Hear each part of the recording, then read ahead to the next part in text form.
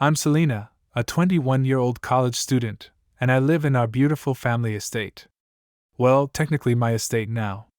My father left it to me when he passed away 3 years ago from a sudden cardiac arrest. I was only 18 then, just starting college when we got that devastating call. One minute, Dad was fine, the next, he was gone. It still hurts to think about it. The house is gorgeous. It's the kind of place that makes people stop and stare when they drive by. 2 stories of elegant architecture, perfectly manicured lawns, and a kitchen that would make any chef jealous. I live here with my mom, who's 48. Dad made sure she'd be taken care of too, leaving her a monthly allowance of $3,000 for life. She surprised me with how calmly she accepted everything. No arguments, no complaints about me getting the house. She just smiled and said Dad knew what he was doing. That's one of the things I've always loved about my mom, her ability to handle difficult situations with grace. We settled into a comfortable routine after Dad's passing. Mom and I became even closer, if that was possible. She'd cook my favorite breakfast every morning. We'd talk about my classes, share stories about our days. Everything was good. Well, at least I thought it was. That's why what happened a few months ago hit me like a ton of bricks. I came home from my afternoon classes to find Mom standing in our foyer with a man I'd never seen before and 2 boys. "Selena, honey," Mom said, her voice unnaturally high. "I'd like you to meet John, my husband." I stood there frozen. Husband? I must have looked like a fish out of water, opening and closing my mouth without any words coming out. "We got married yesterday," she continued, as if she was telling me she'd bought new curtains. John was younger than Mom. I'd later learn he was 6 years younger. His 2 sons, aged 12 and 14, stood behind him. But what really got to me wasn't just the shock of Mom remarrying. It was the fact that she hadn't told me she was even dating someone. No hints, no conversations, nothing. Just surprise, here's your new stepfather and stepbrothers. I watched in stunned silence as John walked around our house, my house, inspecting everything like he was a potential buyer at an open house. He ran his hands along the mahogany banisters, peered into every room, and nodded approvingly at the high ceilings. "This is even better than the pictures," he said, grinning. "We're going to enjoy living here." Something about the way he said it made my skin crawl, but I pushed the feeling aside. After all, when we sat down to talk that first day, John seemed okay, not exactly warm, but not terrible either. He asked about my studies, made a few jokes that weren't completely awful, and managed to keep his sons quiet for at least an hour. This could work, I remember thinking to myself. Maybe we could actually get along. That illusion of potential harmony lasted exactly 2 days. Then all hell broke loose. "Give it back! It's my turn!" Jake, the 12-year-old, screamed at the top of his lungs. "No way! I just started!" His 14-year-old brother, Mike, shouted back. And there they went again, wrestling over my laptop like it was the last piece of technology on Earth. This wasn't an isolated incident. It was my new daily reality. These boys fought over everything: the TV remote, the last cookie, who got to sit in which chair, even who got to use the bathroom first in the morning. One particularly memorable afternoon, I was trying to study for a crucial law exam. The chapter on constitutional rights required complete concentration, and I had just gotten into a good rhythm when, crash, the door to my room flew open and in tumbled Jake and Mike, a tangled mess of flying fists and accusations. "Get out!" I yelled, jumping up from my desk. "This is my room. He took the controller when I was winning," Jake whined. "You weren't even playing right," Mike shot back. They continued their brawl, knocking over my carefully organized study materials. My constitutional law textbook hit the floor with a thud, pages bending under its own weight. "Dad!" I heard Mike yell. "Jake's cheating again." John sauntered up to my doorway, leaning against the frame with that infuriating smirk of his. "Come on, Selena. They're just figuring things out. This is how young men learn to handle conflict?" I asked incredulously. By destroying my room and interrupting my studies? Mom appeared behind him, placing a hand on his shoulder. John's right, honey. The boys are just being boys. They need to learn to work out their differences. I couldn't believe what I was hearing. Every day, it was the same thing: constant fighting, screaming, things getting broken, and apparently, this was all perfectly fine with their father, and increasingly with my mother. But John wasn't done making changes.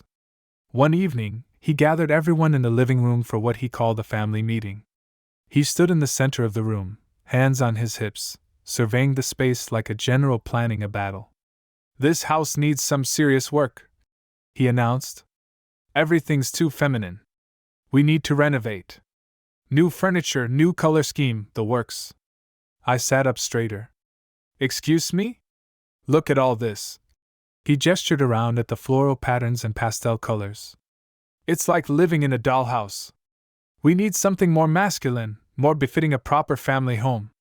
"This is my house," I said firmly, feeling my blood pressure rise. "Dad left it to me, not to Mom, and definitely not to you. I'll decide if anything needs to be changed." John's face darkened. "Listen, Selena, ownership is just a technicality.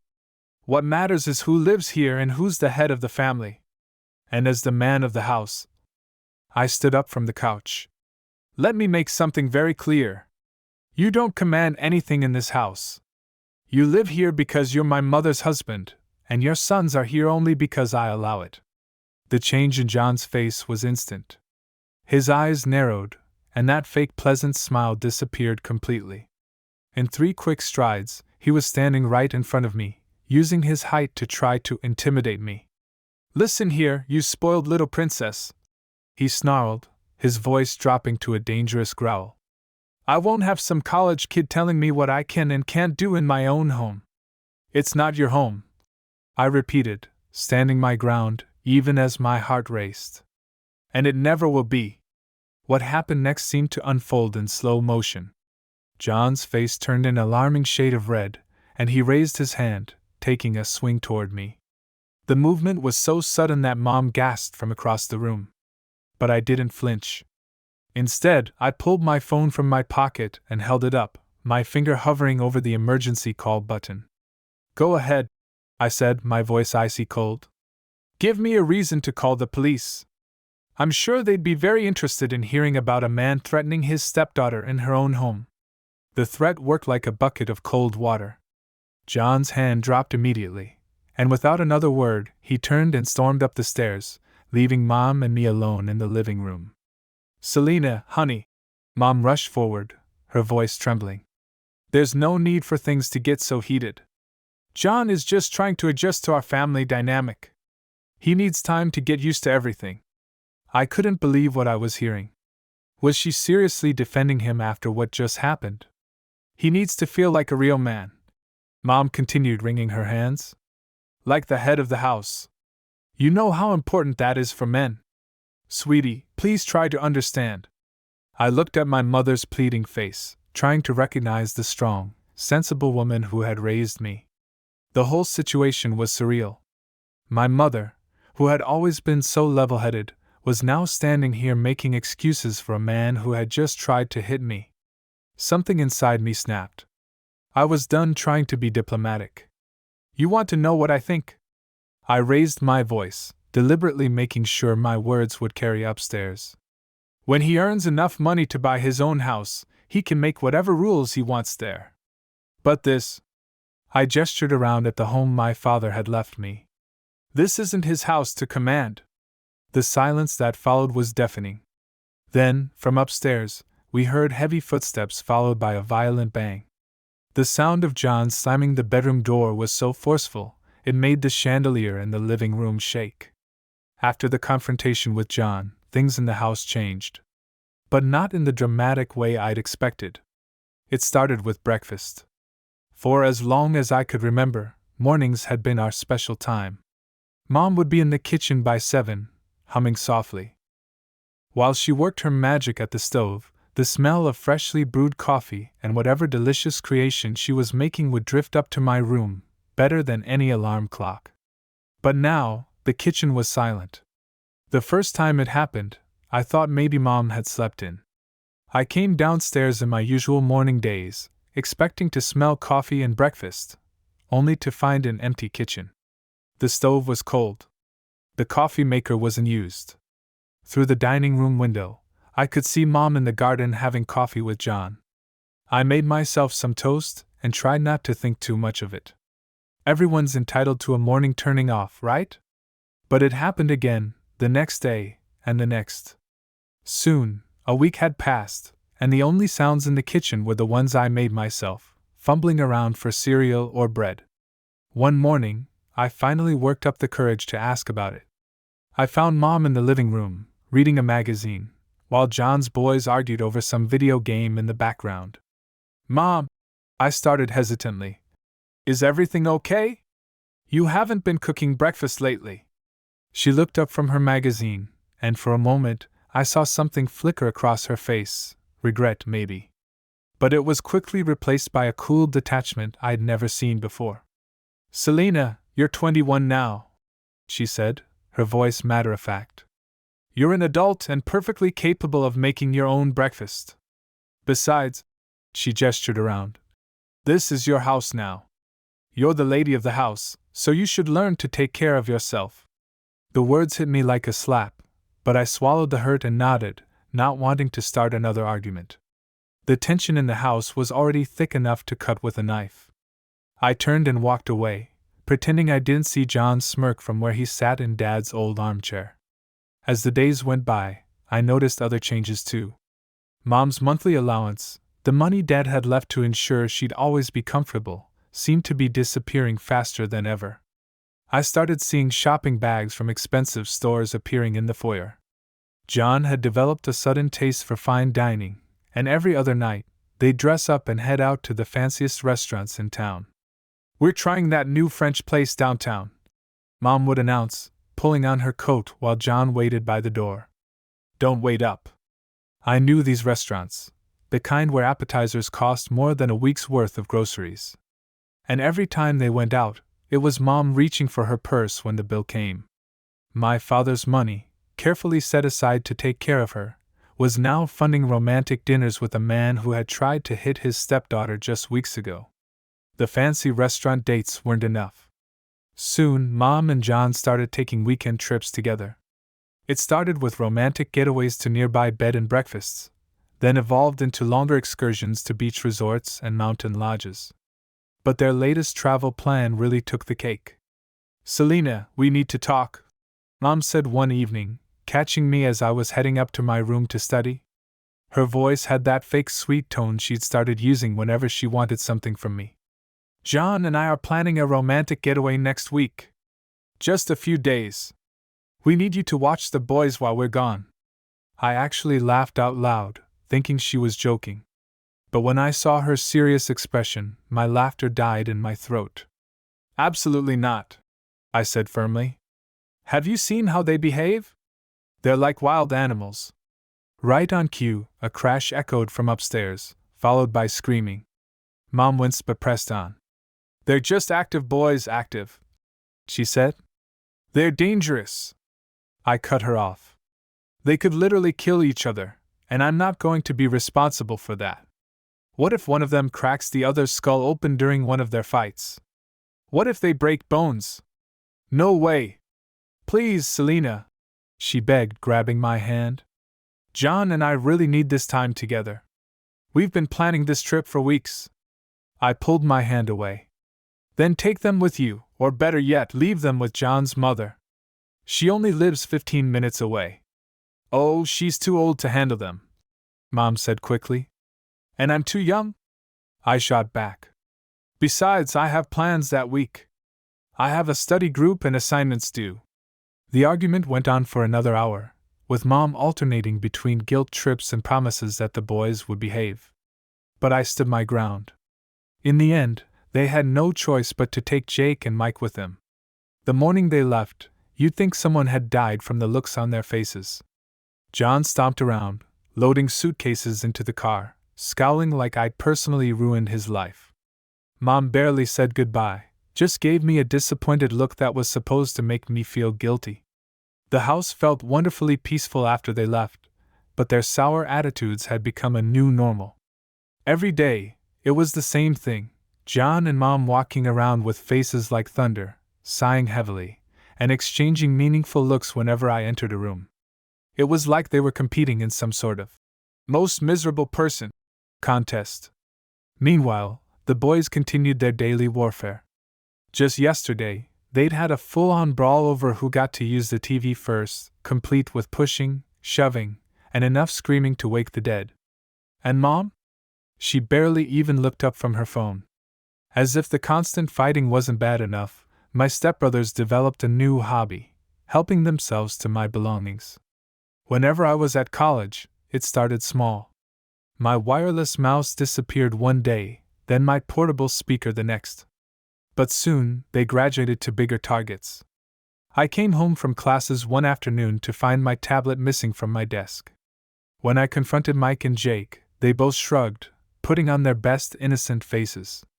"Haven't seen it," Mike said, not even looking up from his phone. "Nope, no idea," Jake echoed, suddenly very interested in his shoelaces.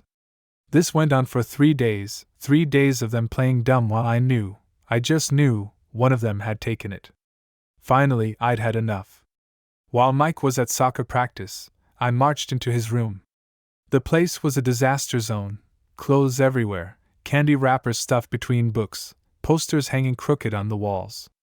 I started searching methodically, going through drawers and boxes, under the bed, in the closet. And there it was, wrapped in one of his sweatshirts and stuffed in the back of his bottom drawer, my tablet. The battery was nearly dead, and he'd filled it with game apps and who knows what else. When he got home, the look on his face when he saw me holding the tablet was priceless. "I was going to give it back," he mumbled. "Like hell you were," I snapped. "Stay out of my room and stay away from my things." But they didn't learn. A week later, I came home to find them both sprawled on the living room floor, my laptop between them, playing some game they downloaded. I smashed the laptop away, ignoring their protests. "If I catch either of you touching my things again." Then came the final straw. I was walking home from campus one sunny afternoon when I saw them, a woman I'd never met before, standing with John next to my father's prized car, which had been pulled out of the garage. The car he'd loved so much, the one he'd spent weekends washing and waxing, teaching me about engines and oil changes, and proper maintenance. My stomach dropped as I got closer and heard their conversation. "It's in excellent condition," the woman was saying, walking around the car. "I think it would be perfect for my commute." "What's going on here?" I asked, my voice sharper than I'd intended. The woman turned to me with a bright smile. "Oh, hello. I'm here about the car. He listed it for sale online." I felt like someone had dumped ice water down my back. "This car isn't for sale," I said firmly. "It belonged to my father." John's face twisted into an ugly smear. "You should be thanking me," he spat. "I actually found someone willing to buy this piece of junk. It's a woman's car anyway. No self-respecting man would be caught dead driving it." I stood there frozen as he continued his rant. "Your father," he practically spat the word, "clearly didn't know anything about cars, driving around in this thing like some sort of—" He waved his hand dismissively. "No wonder he acted like a woman. A real man would have bought a proper car." I turned to the woman, who was still hovering uncertainly near the car. "I'm sorry, but you've been misled. This car is not for sale. It never was, and it never will be." My voice was calm but firm. "I suggest you look elsewhere." She glanced between John and me, clearly sensing the tension, then nodded and hurried away. I didn't wait to watch her leave. Instead, I got into my father's car, backed it carefully into the garage, and locked the door. Then I turned to John, who was practically vibrating with rage. "Give me the garage keys. Now." My voice was steel. "And don't ever go near my father's car again." His face contorted with fury as he yanked the keys from his pocket and threw them at my feet. They clattered against the driveway as he stormed off, cursing under his breath. That evening, Mom cornered me in the kitchen. How dare you speak to John that way? She hissed. Do you have any idea what kind of problems you're making for yourself? I slammed my glass down on the counter. Problems? You want to talk about problems? How about him trying to sell Dad's car behind my back? How about him insulting Dad's memory? He was just trying to help. That car is just sitting there. That car, I cut her off, is mine. Just like this house is mine. And I've had enough. John and his sons need to leave. I'm done with the fighting, the stealing, the disrespect. I'm done with all of it. Mom's voice rose to a shriek. You're kicking us out? Your own mother? No, Mom. Not you. I took a deep breath. You can stay. You're my mother, and this was your home too. But John and the boys need to go. She stared at me like she didn't recognize me. Then, her face hardened. If they go, I go. The words hit like physical blows, but I stood my ground. That's your choice. They were gone by the next afternoon. I watched from my window as they loaded boxes and suitcases into their cars. Mom didn't even say goodbye. After they left, I sat in Dad's study, surrounded by his books and photos, trying to process everything that had happened. But one thought kept nagging at me: this wasn't over. John wasn't the type to walk away quietly. I needed help. Professional help. The next morning, I called Dad's old friend and lawyer, James Wilson. He had handled Dad's will and had always told me to contact him if I ever needed anything. This is serious, Selina, he said after I explained everything. Your mother has no legal claim to the property. Your father was very clear about that. But if she decides to file a lawsuit, she wouldn't. I started, then stopped. These days, I wasn't sure what Mom would do. Legal battles are expensive, James continued. Even if we win, and we would win, you'd spend a lot of money and time fighting this in court. Not to mention the emotional toll. He leaned back in his chair. My advice? Try to resolve this before it gets to that point. James's prediction proved right sooner than I expected. 2 days after our meeting, my phone rang. Mom's name flashed on the screen. I'm filing a lawsuit, she said without preamble. For division of property. You can't just throw us out on the street. I contacted James immediately after hanging up. Let's try mediation, he suggested. Get everyone in a room with a neutral third party. It'll be cheaper and faster than court. The mediation was set for the following week. I arrived early with James, watching as Mom walked in with her lawyer. And John, of course. He couldn't stay away. James took control of the meeting immediately. Let's be clear about what we're dealing with here, he began, spreading out documents on the conference table. Mr. Parker's will was ironclad. He had it drawn up by one of the best estate lawyers in the state, me. He walked them through the legal details, his voice calm but authoritative. The house, the car, everything was left to Selina. Mrs. Parker, you received a generous monthly allowance, which you're still getting. There's nothing here to dispute. Mom's lawyer shifted uncomfortably in his chair as James continued. A lawsuit would be expensive. Very expensive. Selina has the resources to fight this as long as necessary. Do you? He looked directly at my mother. Are you prepared to drain your savings, possibly go into debt for a case you can't win? John jumped up. Of course, she wants to continue. We're not going to let some spoiled brat. Mr. Stevens, James cut him off sharply. You're not a party to this discussion. I'm asking Mrs. Parker. In fact, I think it would be better if you waited outside. John's face turned that familiar shade of red. He stormed out, slamming the door so hard the blinds rattled. In the silence that followed, I watched my mother. She looked smaller somehow, older. The fight seemed to drain out of her. The monthly allowance continues for life, James reminded her gently. That's $3,000 every month. Guaranteed. But legal fees could eat that up for years to come. Is that what you want? Mom looked down at her hands, then at her lawyer, who gave a slight shake of his head. No, she said finally, her voice barely above a whisper. No, I don't want that. The paperwork was ready, a document acknowledging the terms of the will and waiving any future claims. Mom signed it without looking at me. Before she left, I handed her an envelope. This should cover 6 months of rent, I said, to help you get settled. She took it without a word. That was 3 months ago. The house is quiet now, actually quiet. Not the tense silence of those last few weeks with John and the boys. I'm still in college, working toward my law degree. Dad's car sits in the garage, polished and maintained just the way he liked it. I worry about Mom sometimes. I know she still has her allowance, and if she's careful with it, she'll be comfortable. But I also know John's taste for expensive restaurants hasn't changed. And I've heard through mutual friends about their weekend trips and shopping sprees. That's her choice, though. We all make our own decisions. And we live with the consequences.